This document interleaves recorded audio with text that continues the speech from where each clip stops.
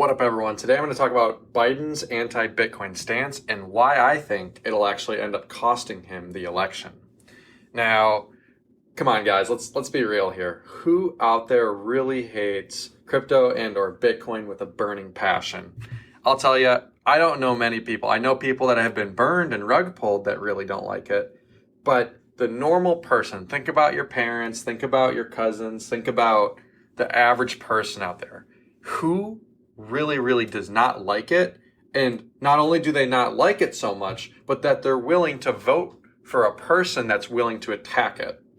I guarantee you that's a very small percent of the population that really hates crypto and Bitcoin with a burning passion. Now, I even think Bitcoiners don't hate crypto with a burning passion. I think they're like, yeah, it's a scam, don't invest in it, but feel free to do what you want. It's a free market. I think there are bankers out there that hate it with a burning passion, and there's also corrupt politicians out there that hate it with a burning passion. And both these groups, the bankers, they don't like it because it threats the future of their industry. Why would you need a banker if you can hold the bearer asset and transfer money from person to person? Same thing with politicians, except politicians, they're in bed with the banks, right? Because the banks are paying them behind closed doors or over the table. Whatever way they're getting paid, essentially, they're both in the same camp. If you look at Nancy Pelosi, or specifically Elizabeth Warren and a lot of the guys that don't like it, I think Lindsey Graham, the point is, a lot of these politicians, you can tell they're reading talking points. You can tell they're not actually passionate or understand the underlying technology. Rather, they're reading a statement from their donors and they're attacking the industry. So I think it's disgusting. I hear it, and whenever Liz Warren talks, it's funny. She seemed like she was for the individual. She was a Democrat. She's for helping the little guy. She's for helping them get ahead.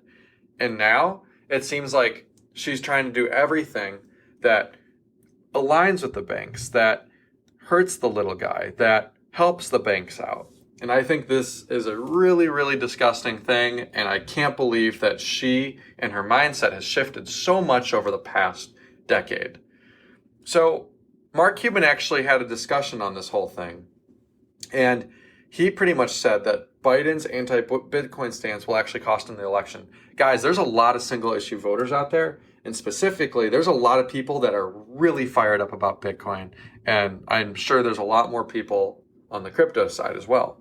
But I think Mark Cuban is right on this, because think about all the Democrats out there that like crypto. There's a lot of Democratic people out there that like crypto because it's democratizing finance, it's changing the game, it's changing the tables, it's new, it's innovative, blah, blah, blah. The point is, when you look at this, you start to realize, wait a second, you lose a whole large swath of both Democratic voters, but individual voters as well by taking this bad stance. So going anti-Bitcoin does not make any sense at all for the Democrats. Why are they doing it anyways? It's almost as if they know that they're not going to win, so they're just doing this because like whoever Biden's handlers are telling him to. And Biden's handlers are evil people, guys. And these are the ones that probably want to roll out the CBDC, that are giving money to Israel, that are really hurting American individuals. They're not serving our best interest. They're serving the New World Order's best interests, and I won't go down that rabbit hole. I'll just leave it at that. But the Democrats, aren't they the ones that care about financial inclusion and helping the poor?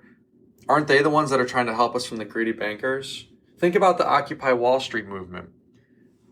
These Democrats, they were the party of peace, of love, of helping the little guy, against the system.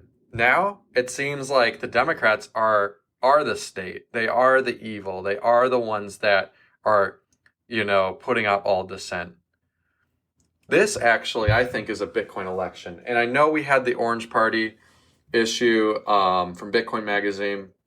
I do think Robert Kennedy is a decent candidate actually for this election, but I don't think he's going to win, and I think Trump is a better candidate for this election. I still think it's worth, if you strongly believe in Robert Kennedy, to vote for him and to obviously speak up on that. I just see way too many people either going to one camp or the other.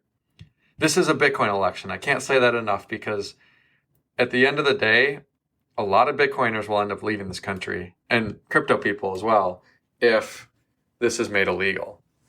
There's hundreds of reasons why Biden won't win this election outside of the whole crypto Bitcoin thing. In fact, I can tell you right now that Biden, I can't believe he still made it this far, to be honest. And I'm sure many of you guys may think the same, but I can't believe he made it this far. He's so incontinent. He doesn't know what he's doing.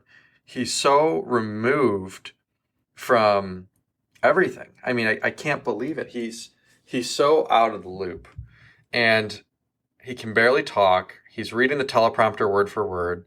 He does not even look good, man. Like, not in terms of he just looks sick. He looks like he needs to be helped, and he looks so out. I don't know what drugs they're pumping in him, but it's not good. I even feel bad for the guy, to be honest, even though I shouldn't. But we got to really look at it like this. So, recently, and I wanted to bring this up at the end of this podcast here, but state rights have recently been introduced in Oklahoma. And this is so cool to see that they've been enacted and signed into law, and it protects Bitcoin as a fundamental right.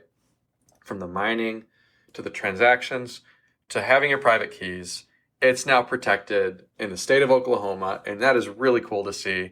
This was all done by Dennis Porter and the Satoshi Action Fund, and I think it was done in 2 other states as well. I just hope, guys, that this is done in every single state in the United States. Why our country survives off property rights. It survives off the freedom to transact. And now we're going against that. We're going against our fundamental rights in this country. And they're going to say, oh, it's because of national security and all this. No. They're just trying to control you. They're trying to keep you under their thumb.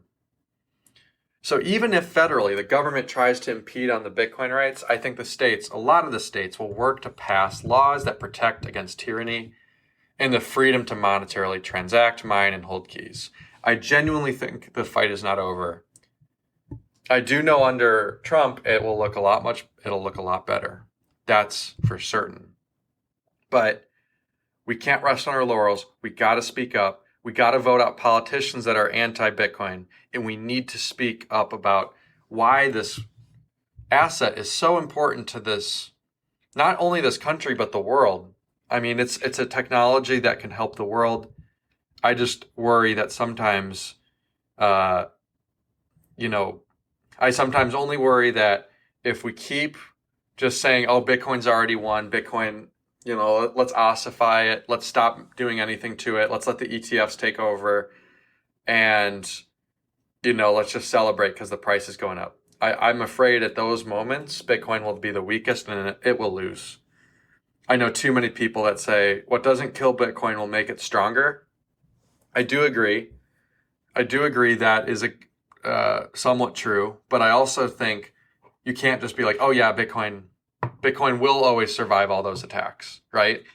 Just because it survived them for this long doesn't mean it'll survive them forever, and we need to actively think like an attacker as ways to defend this. A lot of us have a lot of our net worths in this, so we need to think of ways to protect it, but also to try to make it so it serves as the money of freedom and the money against tyranny. Anyways, guys, I really enjoyed this. Please be sure to like it, comment, share it, stream those sats. You guys mean the world, and I'll catch you in the next one.